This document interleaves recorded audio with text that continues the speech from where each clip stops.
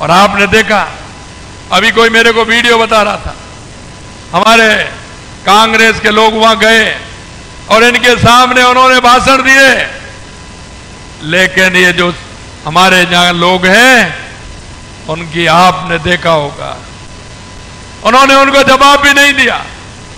क्योंकि चाहे प्रदेश की मंत्रिमंडल हो या केंद्र का मंत्रिमंडल हो, ऐसे लोग बहुत हैं जो केंद्र में भी रहे और प्रदेश में भी रहे। कभी इन्होंने किसान की चिंता की क्या? कभी यमुना जल के बारे में बात की क्या? अभी कहते हैं, हमसे पूछते हैं, ट्वीट करते हैं, मुख्यमंत्री जी आप शेखावाटी में आए हो, ये पानी कब तक आ जाएगा? अरे भाई, पानी कब तक आ जाएगा?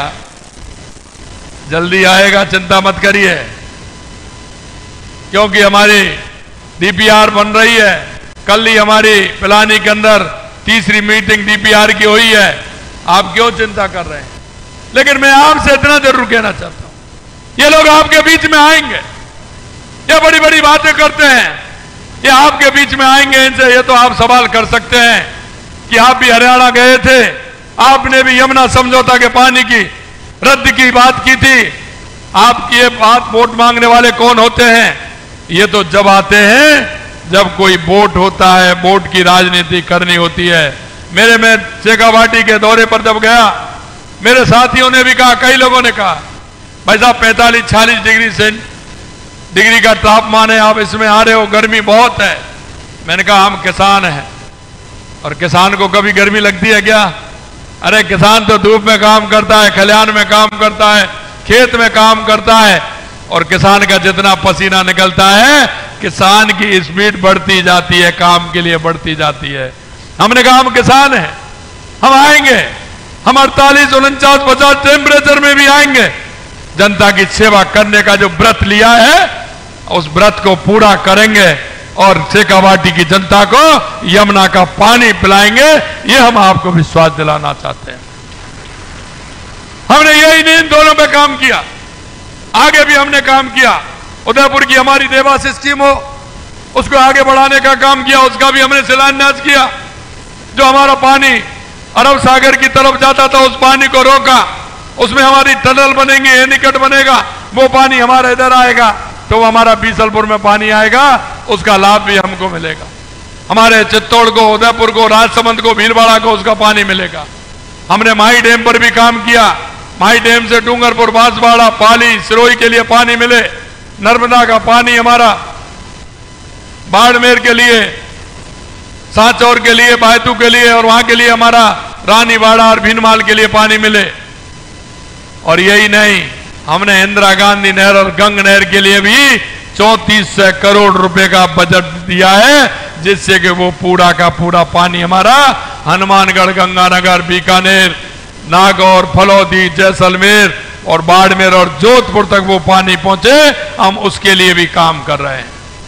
हम राजस्थान के पूरे किसानों के लिए काम कर रहे हैं, पीने के पानी की व्यवस्था का काम कर रहे हैं।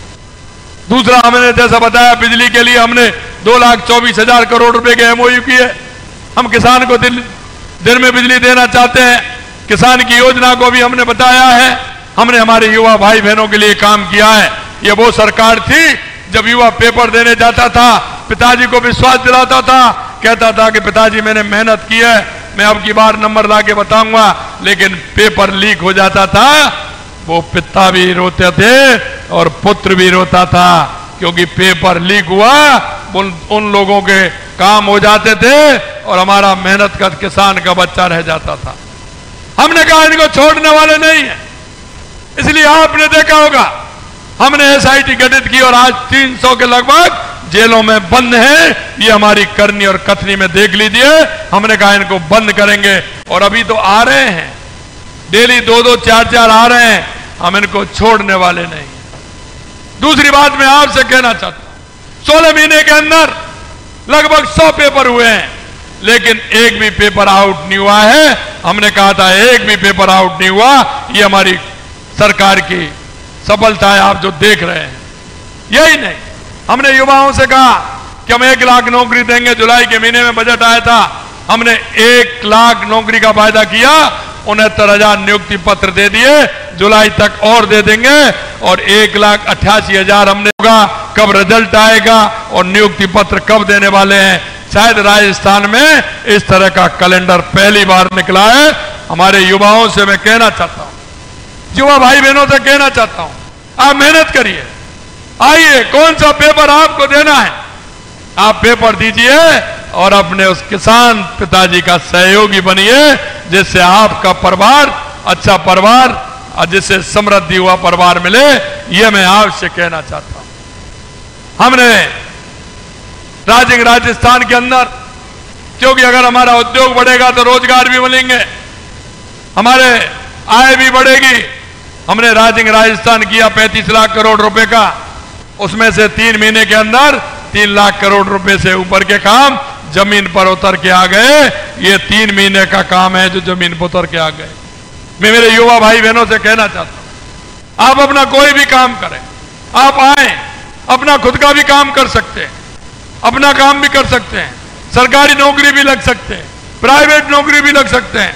आप सभी से मेरा इतना आग्रह है, मैं आपसे निवेदन करना चाहता हूं, क्योंकि हम ईश्वर राम जी की इस मूर्ति अनावरण कार्यक्रम में आए हैं, उन्होंने समाज सेवा की है, इसलिए मैं आपसे कहना चाहता हूं मेरे भाई बहनों, हम इस देश के प्रदेश के नागरिक होने के नाते हम सबका दायित्व बनता है कि हमारी केंद्र की योजनाएं, हमारी राज्य की योजनाएं हम जन जन तक पहुंचाने का काम करें। क्योंकि कभी कभी अंधेरे में रहते हैं, दिए तले अंधेरा रहता है, हमारे पड़ोस में कैसा भाई रह रहा है, कौन कमजोर है, कौन किसको आवश्यकता है, उसको योजना का लाभ कैसे मिले।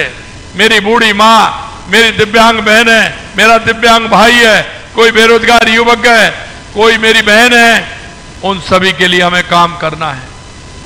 और काम करने के लिए आपको अपने चारों तरफ देखना है, गांव में भी देखना है, मोहल्ले में भी देखना है, पड़ोस में भी देखना है, और पड़ोस में देखते हुए हमें हमारी इन योजनाओं को आगे बढ़ाना है। अगर उन योजनाओं को आगे बढ़ाएंगे तो अंतिम पायदान पर खड़ा वो व्यक्ति, चाहे हमारा किसान हो, मजदूर हो, उसके लिए फायदा मिलेगा, चाहे हमारा एससी का हो, एसटी का हो, ओबीसी को हो, उसका योजनाओं का पूरा फायदा मिले। यह मैं निवेदन करना चाहता हूं। जब आपके बीच में ऐसे लोग आए, सिर्फ वो वोट के समय पर आते हैं, उनसे कुछ सवाल जरूर पूछना कि 70 साल के अंदर आपने इस प्रदेश में क्या किया है। मैं आपसे अंत में इतना ही कहूंगा कि आप इन हमारी योजनाओं को नीचे उतारने का काम करेंगे।